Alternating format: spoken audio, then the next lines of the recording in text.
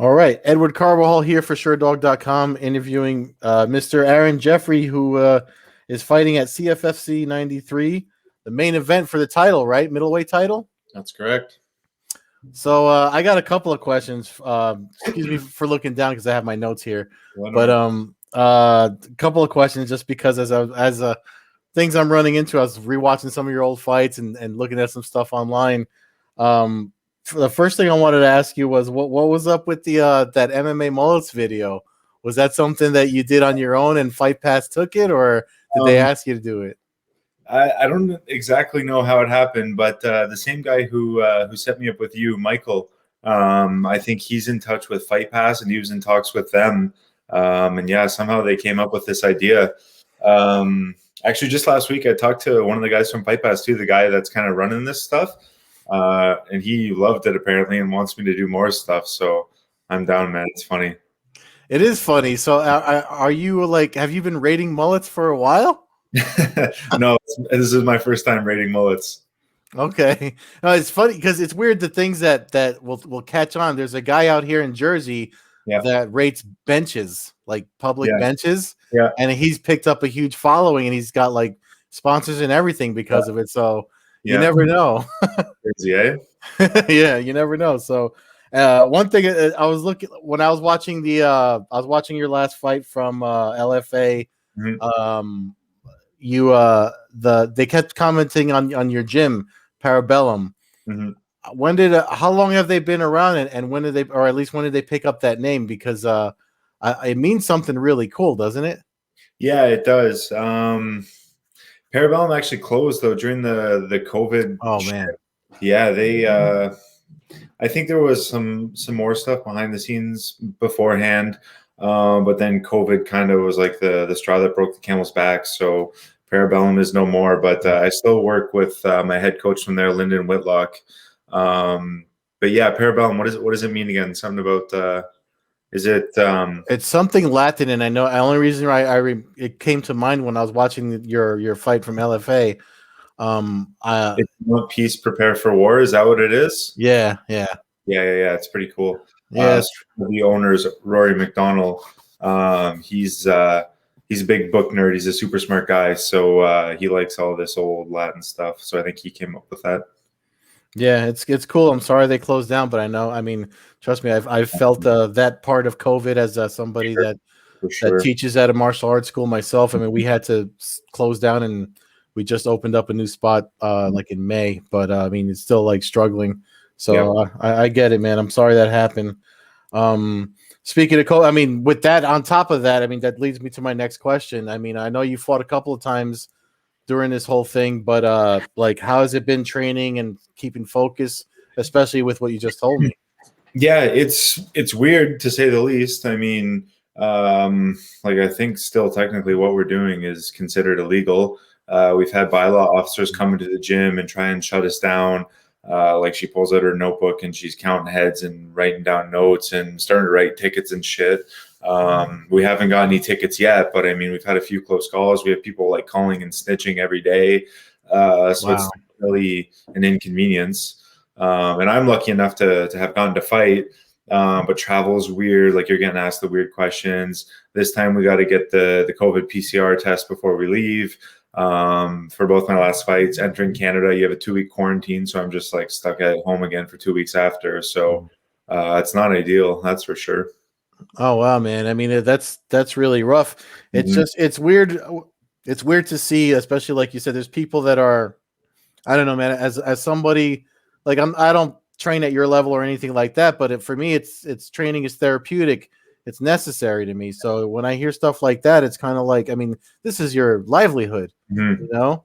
Yeah. So it's just, I don't know. It's disturbing to hear because there's always two arguments. I spoke with another fighter who was teaching too, and he got shot down. He actually passed away last year, Sergio Da Silva. And I mean, it's just like, you know, what do they expect? What else do they expect you to do? I mean, it's oh wow. I mean it just goes more to show with what's coming up on March 12th for you. I mean, the focus has got to be turned up 10 times, right? For sure, absolutely. Yeah. Well, I mean, your opponent, Colin is it Huck Body? Am I saying it right? Buddy. Yeah. Yeah. I mean, he seems like a submission guy, and I know it looked like most of your wins come by KO or TKO. So, I mean, is this like a classic striker versus grappler match when you're looking at it on paper?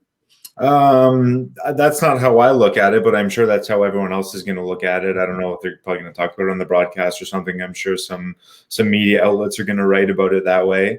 Yeah, the funny thing is, I train now at primarily a wrestling gym, and through my whole training career has pretty much been jiu-jitsu gyms. So yeah, it's funny that I'm known as the striker now, because it's definitely not how I consider myself, but it's working for me, I guess. So you consider yourself like more of a grappler then because of all the jiu-jitsu experience? Yeah, like I never wrestled in university, but I started training with the university wrestling team, and now my head coach is like an Olympic level wrestler. And the university here is Brock University, and I train with those guys sometimes. And the head coach there is Marty Calder, and he's a 2-time Olympian. So I like to consider myself a wrestler. I mean, the wrestlers in the wrestling room don't consider me one; they consider me the MMA guy that comes in sometimes. But yeah, I like to wrestle. I mean, it's weird when you're coming from watching the sport as long as I have. I mean, I'm training for. I mean, I've been training over 20 years, and it looks like there's a weird class of people that say it's either MMA guys are jack of all trades or master of nothing, Mm-hmm. or there's guys that come from a discipline and add to that. So, Mm-hmm. I mean, would you say that you're adding striking to an already strong wrestling discipline, or are you the more of the MMA well-rounded, category? Yeah, I always say I'm equally bad at everything. So yeah, I put myself in that category. Yeah, I mean, it's just it's weird to hear you say that, because I was expecting you to say something the opposite based on what, like you said, the broadcast. Yeah, They made you sound like you were a K1 kickboxer. yeah, I know. Talking about my kickboxing pedigree, which is nothing basically. So what is I mean the title for middleweight at CFFC 93, that's on the line for in the main event, right? Yep. So does this, I mean, obviously you get this, if you get the win, are you looking to get another run at Contender Series, or are you just looking to defend, or just see how it plays out with the rest of the year? Probably just see how it plays out. I just had another interview too with MMA Junkie, and they do an article, and it's called On the Doorstep, and they pick 5 fighters that are like ready for the next level, ready for the big show, that should be there after the next fight. And I just interviewed with the same guy at the same time last year for the same article. It was On the Doorstep, the 5 fighters, and I was featured last year at this time, and this year they're doing it for me again. So I don't really know, man. I mean, all I can do is keep winning fights and hopefully get the calls. So we'll see. Well, I mean, you're a young man. I mean, it looks like when at the doorstep now, especially with the growth of the sports for 26, 27 years it's been around. The doorstep doesn't have to be one certain doorstep. There are many now. Yeah. Are you like open to all the other options out? Because right now you see all the news with the PFL signees and Bellator and One and all the other options overseas. So, I mean, are you interested in fighting, everywhere at any of those organizations? I think so, man. I mean, if someone comes with an offer and it looks good, I don't see why not. Yeah, I mean, it's just it bothers me that I feel bad because we started off talking about the mullets, and then you told me what you're going through, and I'm like, damn, I feel for what's happening to this guy out there. It's rough, man. It's just rough for you to like. I mean, the fact that you already had 2 fights with the travel and everything. I mean, especially with what happened with the gym. Does that mean, like, did you ever think about, like, maybe I have to relocate, or are you trying to tough it out? Well, my one coach, Chris Prickett, the wrestling guy, he had just opened a gym actually right before COVID, which was like horrible timing. But I was lucky enough to have that gym to go to. They didn't end up going under. Parabellum closed, but I was lucky enough to have Niagara Top Team to kind of fall back on. So yeah, I'm still getting the full-time training. But yeah, like you're saying, you feel bad for me and stuff, but I mean, like, it's all first world problems for me. Like I'm not a guy that like lost a big job that was making lots of money, and I'm not like struggling to make ends meet to feed a family or anything like that. At least, I mean, I think there's a lot more people that are much more harmed by the situation than me. So yeah, lucky enough to be in my situation for sure.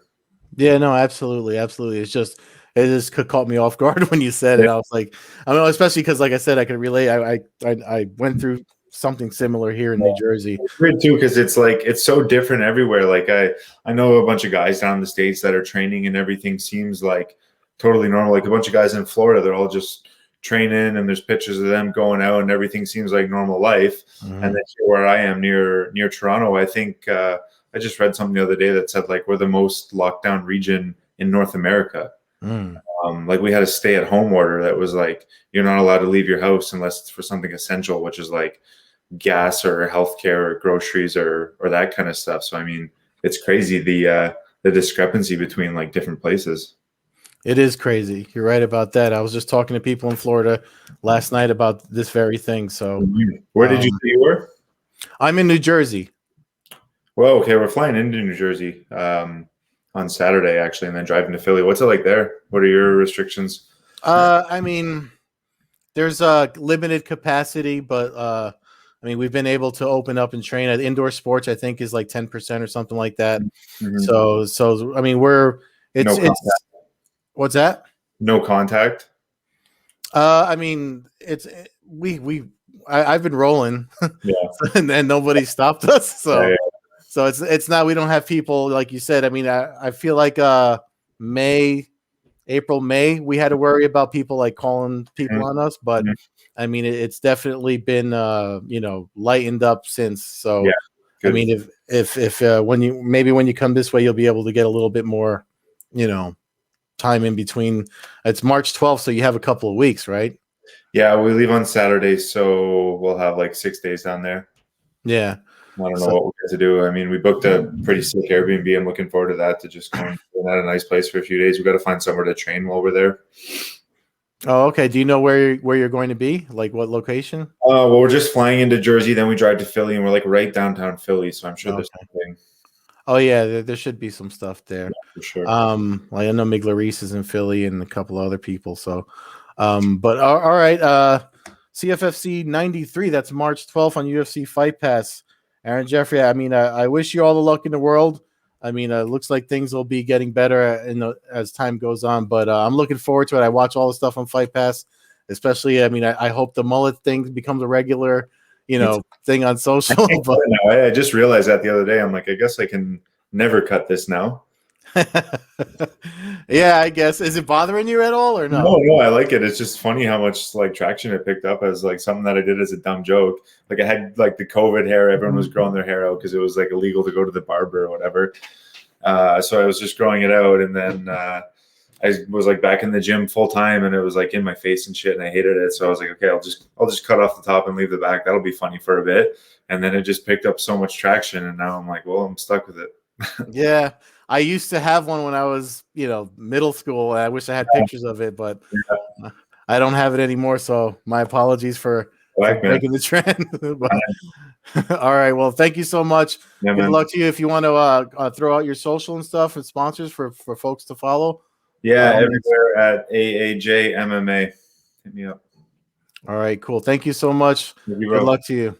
Thanks, dude.